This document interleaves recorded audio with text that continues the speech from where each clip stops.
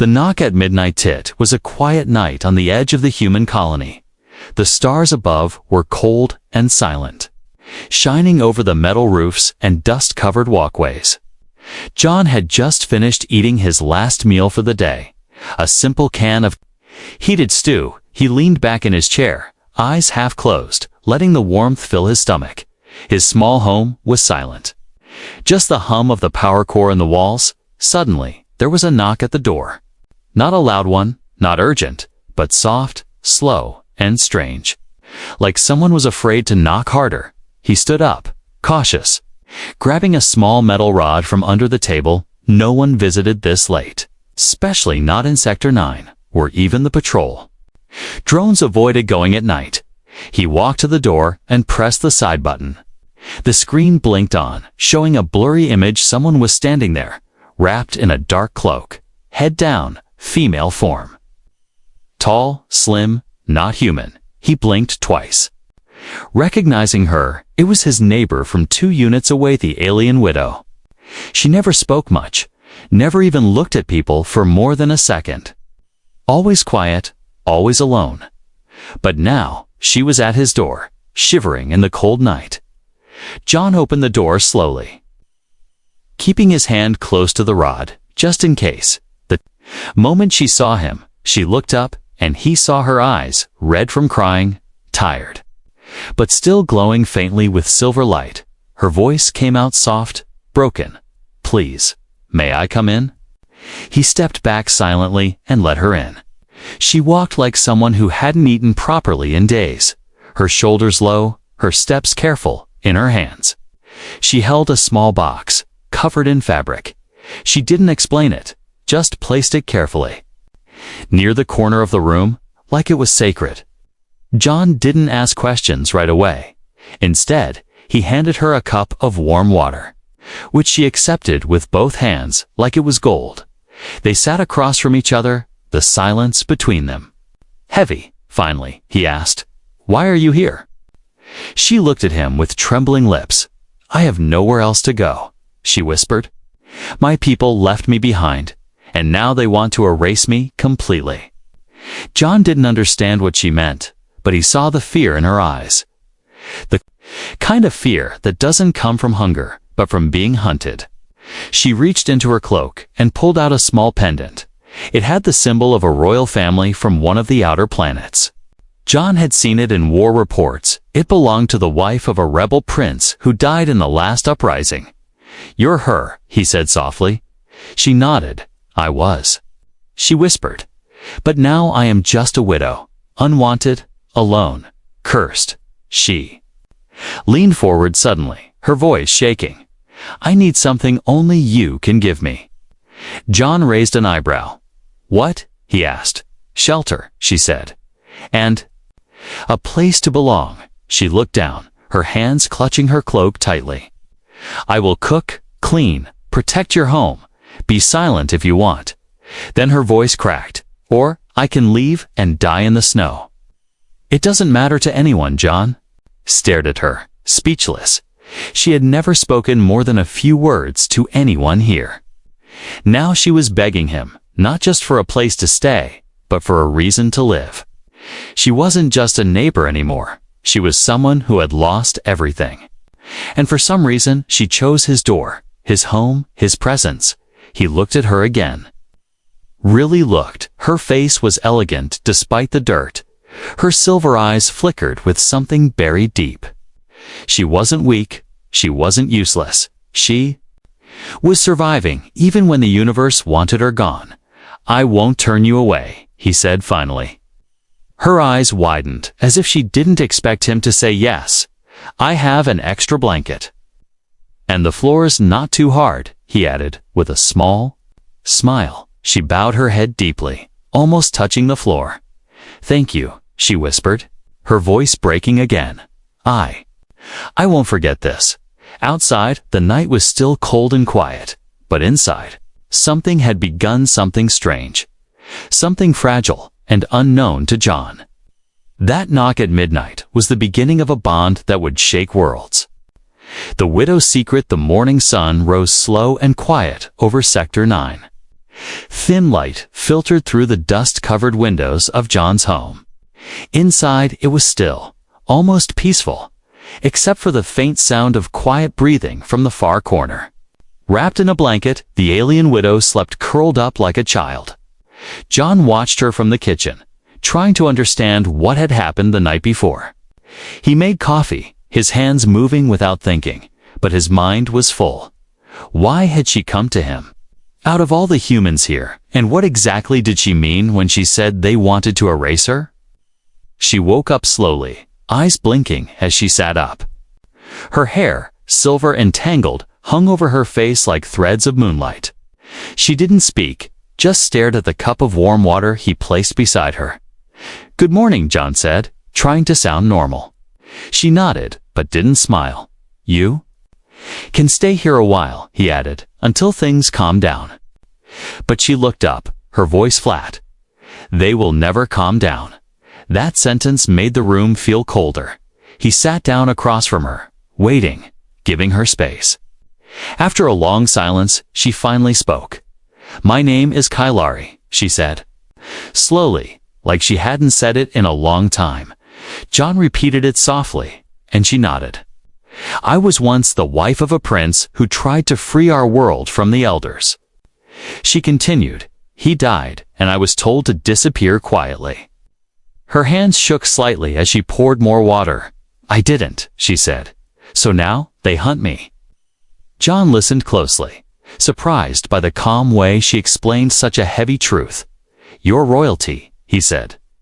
Unsure if he should be impressed or worried. "I was," she corrected. "But now I'm only dangerous to them because I remember." "Remember what?" he asked.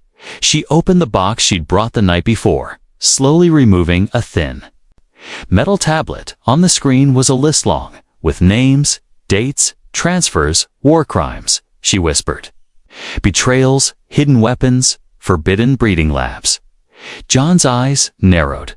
This could destroy them, he said. Shocked, she nodded again. "It's why I can't leave this galaxy alive." John leaned back, heart pounding. He realized then sheltering her was no small favor. It was war-level danger, if her enemies found her here, he'd be marked too. "Why didn't you go to the authorities?" he asked. "I tried," she said, eyes dim. They were paid to stay silent. He looked at her differently now, not just as a widow or a stranger. She was someone carrying deadly truth, running from the powerful. And she trusted him, a man with no rank, no military training. Just a repairman in a forgotten sector. "Why me?" he asked. The question he'd been holding all morning. She looked at him with tired, honest eyes. "Because you never looked at me with fear or hate," she said. "Because you once gave me food when I had no credits. You smiled at me when others turned away." John felt heat rise in his chest. He had forgotten those small moments, but clearly she had not. "You could have left," he said. She shook her head slowly. "I would rather risk death with someone kind than live in hiding alone." The silence between them changed it. Wasn't heavy anymore, it was full of understanding. Something delicate forming beneath fear. John reached out and gently closed the metal tablet. "You should keep this safe," he said, handing it back. "I don't want to see you vanish." Kailari's lips parted slightly, as if she wanted to say something more. Instead, she just nodded, eyes moist, but no tears falling. John stood up and walked to the door, checking the outside cameras. No patrols, no strange signals, just morning light and dust. But he had a feeling things wouldn't stay quiet for long. When he turned back, she was still staring at him. And in a voice soft as a breeze, she asked, "If the day comes when they find me, will you still let me stay?" John didn't answer. With words, he just gave her the blanket from his bed and nodded. It wasn't love, not yet, but it was the beginning of something powerful. And somewhere, watching from a satellite above, a red blinking dot marked his home. The hunters had noticed, And Kailari's secret had just made John's house the most dangerous place in the colony. The unseen watchers 3 days passed, but peace didn't stay. John started noticing strange things. Little things at first. His front door wouldn't lock on the first try. Though he hadn't touched the code, his cleaning drone beeped every night at 2:13 a.m., even when powered off, and once, while fixing the cum line. He found it had been rerouted. Someone had been listening. At first he told himself it was nothing, just broken tech, bad timing. But deep down, he knew better. Someone was watching. Then Kailari stayed quiet most days. She cleaned his home with care, cooked simple meals, and moved like a shadow. But sometimes she would pause near a window, ears twitching slightly. Eyes narrowed, she felt it too. John caught her staring into the sky, her hands tightening around the small metal tablet hidden under her cloak. One evening, as the sun dipped behind the hills, John decided to test a theory. He placed a decoy tablet near the window of fake, just a chunk of metal with blinking lights. He waited, pretending to sleep. The room dark and silent. At 3:09 a.m., he heard it barely a sound. Just a soft hiss like shifting dust. He peeked from under his blanket. Heart racing, a tiny drone the size of a pebble floated near the fake device, its lens blinking red. John grabbed his coat, leaped up, and smashed it with a wrench. It exploded with a small spark and dropped to the floor like a dead insect. The sound woke Kailari, who ran into the room, her cloak swaying behind her. Her eyes widened as she saw the crushed drone. "Where did it come from?" she asked, voice low and sharp. "I was hoping you'd tell me," John replied, breathing hard. Kailari walked over and picked up the drone remains with trembling hands. "This is Council Tech," she whispered, forbidden in civilian zones. Her face turned pale, the glow in her eyes dimming. "They've already found us," John stared at her, frustration bubbling inside him. "Why didn't you tell me how serious this was?" She looked away, ashamed. "Because once you knew, you'd be a target too," she said. He stood silent, realizing she had tried to protect him, even while hiding in his home. Even after he had taken her in, he sighed and sat down, rubbing his forehead. "Well, now I know, and I'm still here," he said, voice firm. Kailari stepped forward and placed a small chip on the table. "This," she said, "can unlock every corrupted file I stole from their archives." "Why are they so afraid of this?" he asked. She looked him straight in the eye. "'Cause it proves they sold children for genetic testing," she whispered. "Because it shows they faked peace treaties to allow quiet extermination. Because it has names, real names." John leaned back, the weight of her words sinking into his bones. This wasn't just politics or a power game. This was the kind of truth that made governments burn, and Kailari had risked everything to carry it. And now? So had he. He stood up and walked to the wall panel, unlocking the backup shield controls. "From now on, we seal the house at night. No signals, in or out," he said. "We use candles, not lights, and rotate sleeping spots." Kailari nodded, her face calm, but her eyes wide with something he hadn't seen before, a spect. As the night returned, John stayed near the window. Watching the quiet sky, he knew they would come, not with loud weapons or warships, but with silence, stealth, and shadow. That was how truth was buried, how witnesses vanished, but not this time. Not while she was under his roof, not while her eyes still held hope, and far above the colony, in a cloaked satellite, a figure watched the screen. A human male and an alien widow, unimportant by galactic terms. Yet now, they were the crack in the dam. The observer clicked a button, transmitting the signal. "Engage silent protocol," the voice said. "Erase them quietly." But they didn't know John, and they didn't understand Kailari's spirit. They thought they were chasing prey, but what they had truly done was awaken a storm. Her past, His choice, the fire, crackled softly in the center of the room. They couldn't risk using the heating system. It was traceable. So John built a fire pit from scrap metal and old bricks. Just like he had seen in old Earth camps, Kailari sat across from him, staring into the flames like they could burn away her past. Her cloak hung loosely from her shoulders, and in her lap she held something she hadn't shown him before. Curved metal pendant, shaped like a flame wrapped in wings.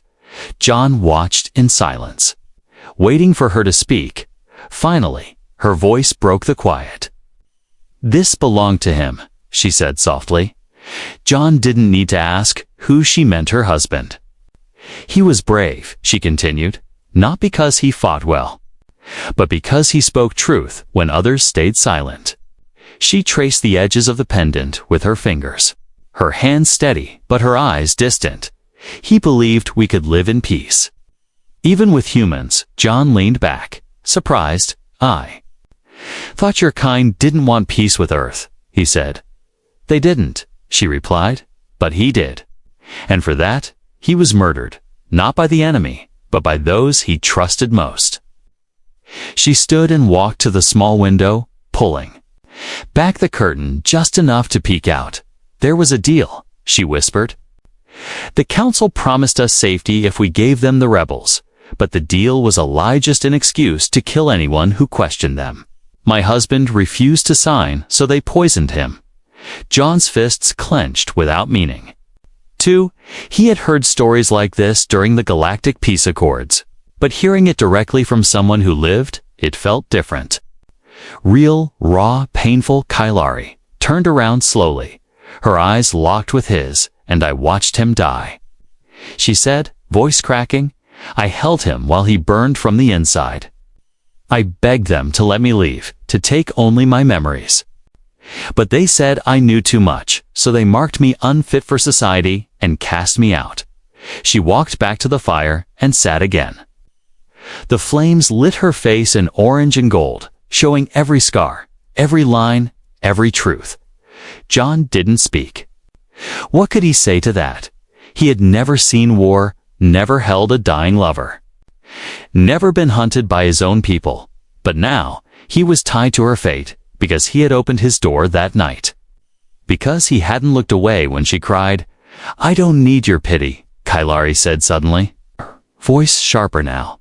"I came to you because you are kind, but I won't beg again if you wish me gone. Say it now, I will leave and face whatever comes." John stood, slowly, heart pounding. He walked to the corner, opened a drawer, and pulled out a folded cloth. Inside was a paper, old-fashioned, with handwritten ink. It was a marriage contract, the kind used when Earth settlers wanted to register cross-species unions in remote zones. Kailari stared at it, her lips parting in shock. "You kept this?" she whispered. "I never threw it away," John said. "Just never found a reason to use it. Till now." He sat beside her, placed the paper on the floor between them. "I'm not asking for love," he said. "Not right away. But if this gives you protection, if it gives you a name again, then I'll sign." She blinked fast, her breath catching. "You would do this?" John nodded. "Yes," he said, "because no one should live hunted and forgotten, and because I believe you deserve better." Kailari reached for the pen with shaking hands, but stopped, looking at him with wide, searching eyes. "If you sign this," she said, "they will come for you too. They'll mark you as a traitor, just like they marked me." "No," John said, "but I'd rather live with honor and danger than safety and silence." A long silence passed. Then, together, they signed, one name beside the other. Not for love, not yet, but for trust, for survival, for something deeper. Then duty. Outside, a silent drone hovered near, recording every movement through the window crack. The data streamed upward to the council's eye. And far above the planet, a cold voice spoke. "They've bonded. Prepare the purge." But inside that small home, John and Kailari sat close to the fire, two survivors, no longer alone. And in that moment, they were not afraid. Trial by flame the night felt wrong. The stars above Sector 9 were still, but the air inside John's home grew thick. Like something was crawling just beneath the walls. Kailari sat near the cold fire. Pit, her eyes closed, humming a quiet song from her world. John was checking the outer locks, each one sealing in place with a soft click. But as he reached the last corner panel, a strange scent filled his nose sharp. Chemical, his body tensed instantly. It was burning plasma. He turned just in time to see a glowing orb crash through the side wall. It landed near the generator and exploded. A flash of heat slammed him against the wall. Kailari screamed, shielding herself with her cloak, the fabric glowing bright silver before falling in ash. The fire spread quickly, licking up the walls like it was hungry. John grabbed her arm. Coughing through the smoke, this was no accident, he shouted. They found us. They ran through the back. Flames chasing their footsteps. John's workshop door melted from the heat as he kicked it open. They didn't stop to look back, only forward. Kailari led the way. Taking a sudden turn behind a pile of old metal crates, there, half hidden under rubble, was a small square door in the ground. She pulled it open, and they dropped into darkness, just as the fire burst through the outer roof. Inside the hidden tunnel, everything was cold and silent. Their breathing echoed off metal walls as they moved deeper. John looked around with narrowed eyes. You knew this tunnel was here? He asked. Kailari nodded. I built it with my husband when we were first assigned to this colony. No one else knows about it. They reached a small underground chamber with an old control panel and rusted screens. Kailari knelt beside a locked chest and entered. A sequence on the side. The box opened with a click, revealing a metal cube with a glowing center. John stared, confused. What is that? She looked at him with a serious face. This is everything, she said. Backup copies of the crimes, real-time logs, ship locations. Coordinates to camps the council said never existed. This cube alone could bring 10 leaders down. John ran a hand through his hair, stunned. And now they know you didn't destroy it. They'll come again. She nodded. But now we have a choice, she said, standing tall. We run and hide a goner. We fight back. John looked at her, the flames still dancing in his memory. He thought of the life he had before her. Quiet, boring, safe. But he also remembered how cold her hands were that first night, how scared she was, and how strong she had become beside him. He took the cube from her hands and placed it in his bag. Then let's fight, he said, voice hard. Kailari didn't smile, but her eyes burned bright. She reached into her cloak and pulled out 2 small vials. I wasn't just a royal wife, she said quietly. I was trained in survival, infiltration, and rebellion. She handed 1 vial to John. It enhances speed, sharpens reflexes for a short time. He held it in his hand, unsure whether to be impressed or worried. She placed the other vial against her own neck and pressed. A soft hiss followed, and her body trembled as the liquid entered her bloodstream. Her skin pulsed faintly with silver light, and her posture straightened. Then she looked at him, serious and calm. I won't run anymore, she said. If they want me gone, they'll have to burn with me. John gave a quiet nod. He didn't know what would come next. He didn't know if they'd survive another day. But one thing was clear, he wasn't just protecting a widow anymore. He was standing beside a warrior. Above them, the fire had burned. Their home to black rubble. 3 cloaked figures in light armor stepped through the smoke. One held a scanner. Blinking red, target escaped. The figure said, Should we deploy another strike? The leader shook his head. No, he replied coldly. They've made their choice, now we make ours. But in the tunnels below, John and Kailari were already on the move. Not as prey, not as fugitives, but as 2 souls bound by survival and now by defiance. And the flames that tried to consume them only forged them stronger. The proposal that shook a planet the stars above Earth Colony Sigma 2 burned brighter than usual that day, but no one was looking at the sky. They were watching a live stream broadcasted from the Human Council Embassy platform, place where formal pacts were made, where peace treaties were signed, and now something completely unexpected was happening there. John stood before the cameras, his hands steady, his face calm but firm. Beside him stood Kailari, no longer hiding behind a cloak, her silver hair braided, posture straight, her royal pendant glowing against her chest. She looked like someone reborn, not an exile, but a leader in her own right. A human official stepped forward, confused and uneasy. This ceremony is not recognized under current protocols, the man said, sweating. John raised his voice just enough. Then update your protocols, he said. I've chosen to legally bond with Kailari. By Earth law and human will, gasps echoed across the viewing area. Even the alien guards standing nearby shifted uncomfortably. One news drone zoomed in on Kailari's face, capturing the tears rising in her silver eyes. But she didn't cry out of weakness. She cried because this moment, this public declaration meant safety, meant no one could touch her now without triggering human retaliation. And more than that, it meant someone had finally stood beside her. Not in secret, but before the galaxy. The lead council monitor tried to interrupt, his voice booming through the feed. You are being manipulated, human, he shouted. She is dangerous. Her files are falsified. Her past is stained with rebellion. John turned toward the camera, his voice calm but powerful. And yet, no court has charged her. No evidence has proven her guilt. If the council fears her this much, perhaps the truth is darker than we've been told. He reached into his jacket and placed the glowing data cube on the table. This contains the real crimes.